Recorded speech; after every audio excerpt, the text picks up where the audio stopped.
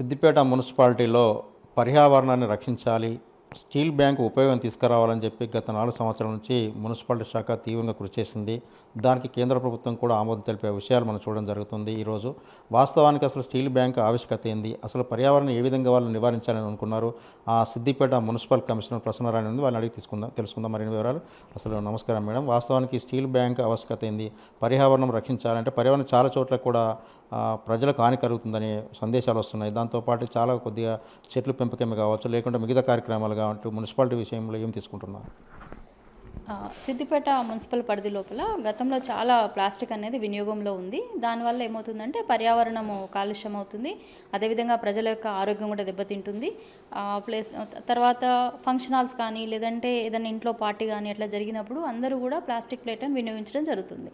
దానివల్ల ఏంటంటే దానిపైనటువంటి ఆ పొర వల్ల వేడి ఏమైనా పెట్టినా అలాంటప్పుడు మనకి దానివల్ల క్యాన్సర్ వచ్చేటువంటి అవకాశం ఉంటుంది.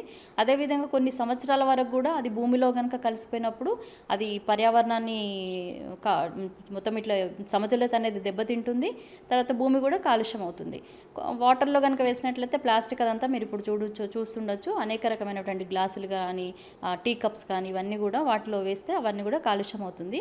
సో ఇలాంటి దానికోసం అని చెప్పి మనము ఆల్టర్నేట్గా ప్రజలకు సూచించకుండా ఊరికే వాడద్దు అని చెప్పినంత మాత్రాన దానివల్ల ఉపయోగం ఉండదనే ఉద్దేశంతో 2020లో అప్పుడు ఉన్నటువంటి 34 వార్డులలో కూడా ఈ స్టీల్ బ్యాంకు అంటే బర్తన్ బ్యాంక్ అని చెప్పేసి ఒక కొత్త నూతనంగా ఇది సిగ్నిఫికెంట్గా ఆలోచించి స్టీల్ బ్యాంకుని ఏర్పాటు చేయడం జరిగింది. ప్రతి వార్డు లోపల కూడా మన మెప్మా టీఎల్ఎఫ్ వాళ్ళు ఉంటారు. ఆ టీఎల్ఎఫ్ మహిళా సంఘాల ద్వారా ఈ స్టీల్ బ్యాంకుని ఏర్పాటు చేయడం జరిగింది. దానిలో ప్లేట్లు, గ్లాసులు, స్పూన్స్, తర్వాత మనకి ఏదైతే ఉపయోగపడుతుందో అన్ని రకాలైనటువంటి ఉంటుంది. వాస్తవాన్ని చూసినట్లయితే 34 వార్డులు చేస్తున్నారు. ఫంక్షన్ హాల్ చిన్న వాటికి ఏమన్నా రెంట్ తీసుకుంటున్నారా, లేకుంటే మెయింటెనెన్స్ ఏ విధంగా చేస్తున్నారు?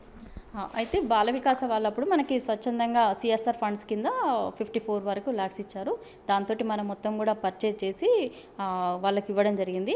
చాలా తక్కువ మొత్తంలో, అంటే పేదవాళ్ళు కనుక కొంతమంది ఉన్నట్లయితే వాళ్ళకి ఫ్రీ ఆఫ్ సర్వీస్ కూడా ఇవ్వడం జరుగుతుంది. ఇంకొకటి ఏంటంటే ఇది వాడడం వల్ల వాళ్ళకి అవేర్నెస్ కలుగుతుందనే ఉద్దేశంతో ముందుగా వీటిని ప్రవేశపెట్టడం జరిగింది.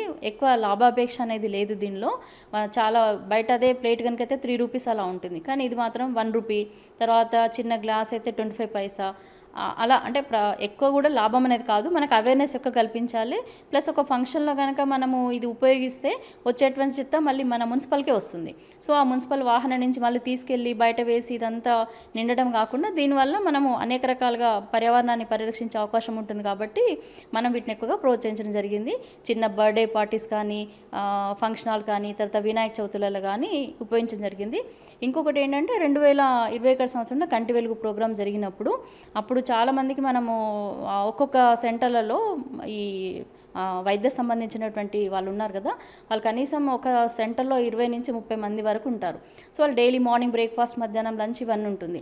సో వాళ్ళకి అదంతా కూడా మనం ఉపయోగించినాము.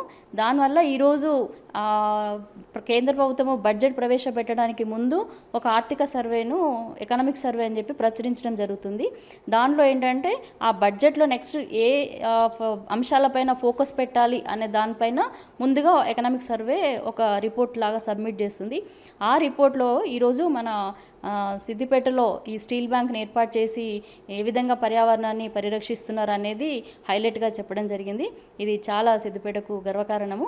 ఈ యొక్క స్టీల్ బ్యాంక్ అనేది మొత్తము దేశవ్యాప్తంగా కూడా కనుక అమలుపరిచినట్లయితే పర్యావరణాన్ని మనం పరిరక్షించవచ్చు. అనేక రకమైన ప్లాస్టిక్ని, కొన్ని వేల టన్నుల ప్లాస్టిక్ నుంచి కాపాడవచ్చు అని చెప్పేసి ఆ యొక్క ఆర్టికల్ తెలియజేయడం జరిగింది. అంటే సిద్దిపేటలో ఇప్పటివరకు స్టీల్ బ్యాంక్ ఏర్పాటు చేసిన ప్రాంతాల్లో 28 టన్నుల ఏదైతే ప్లాస్టిక్ ఉందో దాన్ని చెత్త సేకరణ రూపంలో సేకరిస్తున్నారు. నిజంగానే ఇక స్టీల్ బ్యాంకులు మిగతా చోట్ల కూడా చేసినట్టుంటే చెత్త సేకరణ ఎంత తగ్గే అవకాశాలు ఉన్నాయి? దాదాపు చాలా వరకు తగ్గుతుందండి. ఎందుకంటే ప్లాస్టిక్ అనేదేమో డే బై డే ఎంత వేసినా మళ్ళీ వస్తుంది.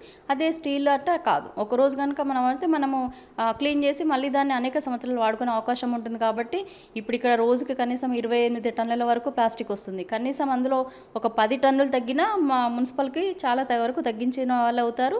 ప్లస్ అదేవిధంగా శానిటేషన్ సిబ్బంది కూడా ఎక్కువ బర్డెన్ పడకుండా ఉంటుంది. భూమి కూడా దీనివల్ల రిఫిల్లింగ్ మొత్తం ఇట్లా అవుతుంది ఫిల్.